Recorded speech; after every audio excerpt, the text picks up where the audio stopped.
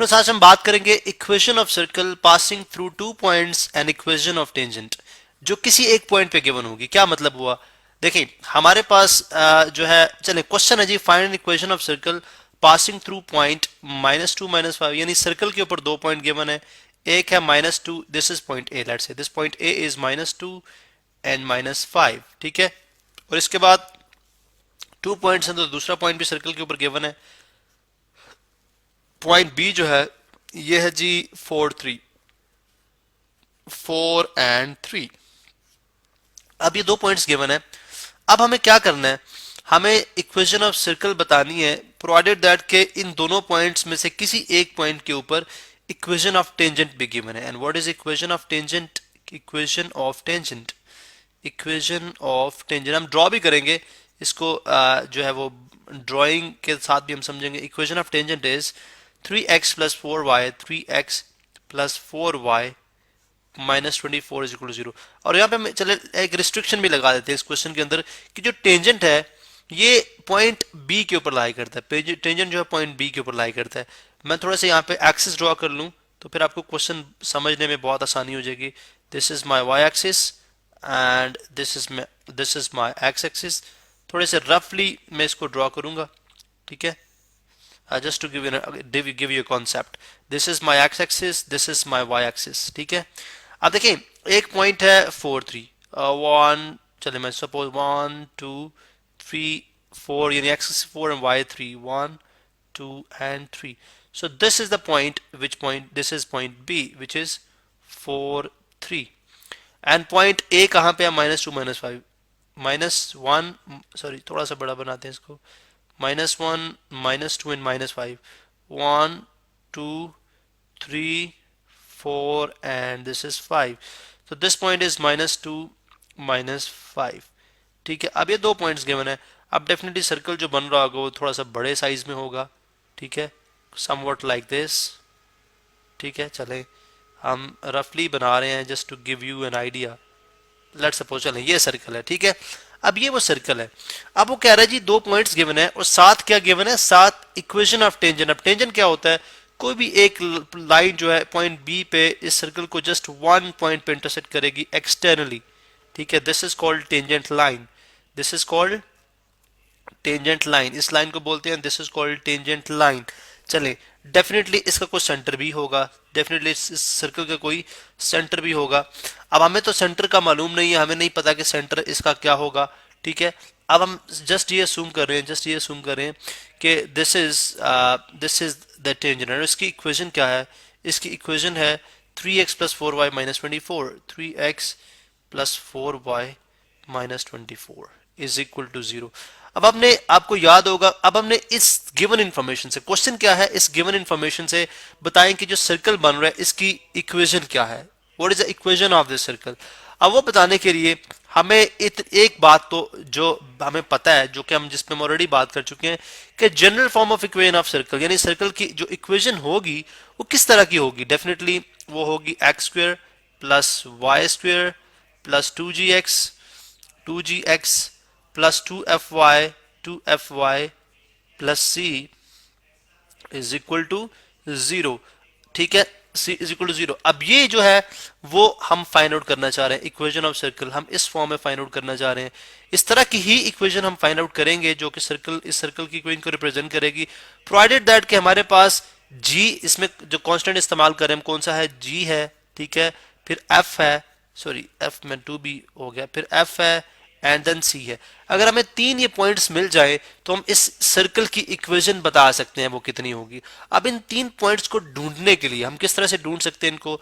अब देखें सबसे पहली बात है, चूंकि चूंकि point A, this is point A and this is point B, point A और पॉइंट बी सर्कल के ऊपर ही लाई करते हैं। इसका मतलब है ये दोनों जो पॉइंट्स हैं ये इस जनरल इक्वेशन ऑफ सर्कल को सेटिस्फाई करते होंगे, ये जनरल इक्वेशन ऑफ सर्कल को सेटिस्फाई करते होंगे।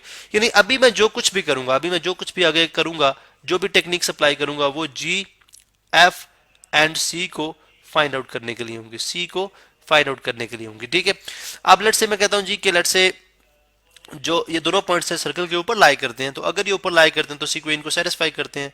सेटिस्फाई करने का क्या मतलब है कि अगर मैं इसके ऊपर इसके x² की जगह, यानी this is abscissa, this is my X and this is my Y, इस तरह this is my X and this is my Y, लेकिन चलें इसको हम x1 y1 कह लें, इसको x2 y2 कह लें, जस्ट टू डिफरेंस, ठीक है। तो x जनरली तो ये xy ही है, ठीक है, तो मैं x की जगह चले पॉइंट फॉर पॉइंट a, ठीक है, फॉर पॉइंट a, क्योंकि ये दोनों पॉइंट्स लाई कर रहे हैं, ठीक है, आप लिख सकते हैं since points a and b lie on given circle, ठीक है, क्योंकि सर्कल का पार्ट है तो डेफिनेटली ये जो है वो सेटिस्फाई करती होंगी दोनों इक्वेशंस को। तो डेफिनेटली एक्स की जगह मैं रखूंगा -2 का स्क्वायर, विच इज -2 का स्क्वायर, -2 स्क्वायर प्लस वाई है -5 स्क्वायर, -5 स्क्वायर, उसके बाद +2 times G, 2 times g into X, what is x -2 +2 times f into Y, Y क्या है -5 plus C.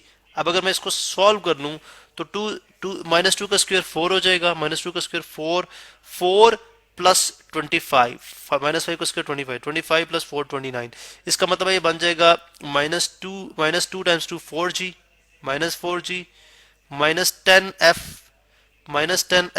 Plus c plus 29 is equal to 0, plus 29 is equal to 0।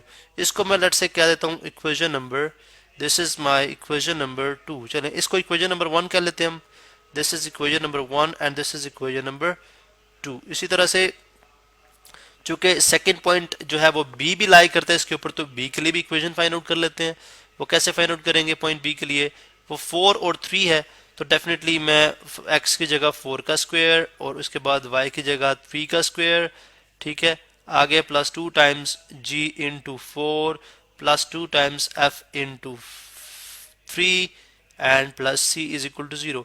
इसको मैं अगर simplify कर लूं, अगर मैं इसको सिंप्लीफाई कर लूं तो आप देख सकते हैं कि मेरे पास क्या आंसर आ जाएगा।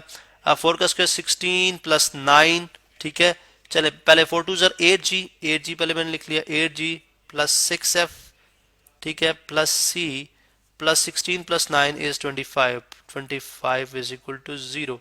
This is my equation number 3, ये मेरी इक्वेशन नंबर क्या है, this is my equation number 3, equation number 3।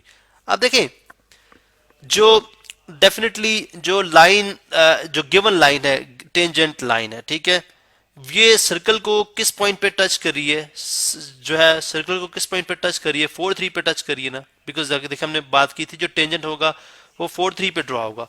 अगर टेंजेंट 4 3 पे ड्रॉ होगा, ठीक है, तो इसका मतलब है कि ए लाइन यानी ऐसी लाइन जो परपेंडिकुलर यानी इससे जो perpendicular line, I don't know वो लाइन क्या होगी, ठीक है, लेकिन इससे जो परपेंडिकुलर लाइन होगी, ठीक है, जो कि हम बात करें जिस सेंटर से पास करेगी, ठीक है, तो जिससे परपेंडिकुलर लाइन है इस पॉइंट से परपेंडिकुलर लाइन होगी, इसकी इक्वेशन क्या होगी, what is the equation of this line, इस लाइन की इक्वेशन क्या होगी, तो हम फाइंड आउट कर सकते हैं बिकॉज हमारे पास ये पॉइंट मौजूद है और इस लाइन की स्लोप हमारे पास आ सकती है। कैसे आ सकती है, बिकॉज हमारे पास इस गिवन लाइन की स्लोप मालूम है जो कि हम इस इक्वेशन से फाइंड आउट कर सकते हैं, और दो परपेंडिकुलर लाइन की स्लोप का प्रोडक्ट -1 के इक्वल होता है।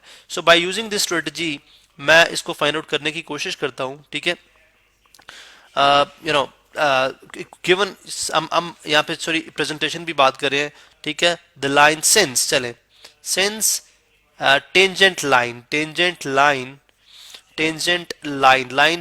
है क्या, टेंजेंट लाइन है जी 3x प्लस 4y -24 इज इक्वल टू 0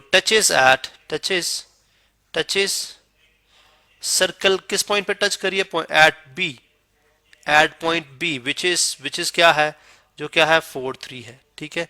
सो इस लाइन अगर ये इसको 4 3 पे टच करी है, देखिए अगर इसको 4 3 पे टच करी है तो हमने क्या फाइंड आउट करना है, ए लाइन थ्रू, ठीक है, ए line through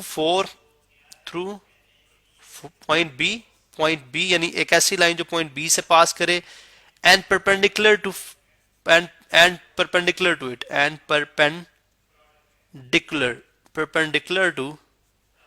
perpendicular to tangent, चलें इसी लाइन के परपेंडिकुलर टू टेंजेंट। अब वो किस तरह से की जाएगी, अब इसी बात को हम कंटिन्यू करेंगे अपने नेक्स्ट वीडियो के अंदर, बिकॉज टाइम की शॉर्टेज की वजह से हम जो है वो फर्दर नेक्स्ट लेक्चर पे जाते हैं और हम देखते हैं कि हम किस तरह से इसको इस लाइन को फाइंड आउट करेंगे, फिर उसको इस्तेमाल करते हुए जी, एफ और सी की वैल्यूज कैसे फाइंड आउट कर सकते हैं, और उन वैल्यूज को जस्ट हम इस गिवन इक्वेशन में इंसर्ट करेंगे तो हमारे पास गिवन इक्वेशन ऑफ सर्कल आ जाएगी।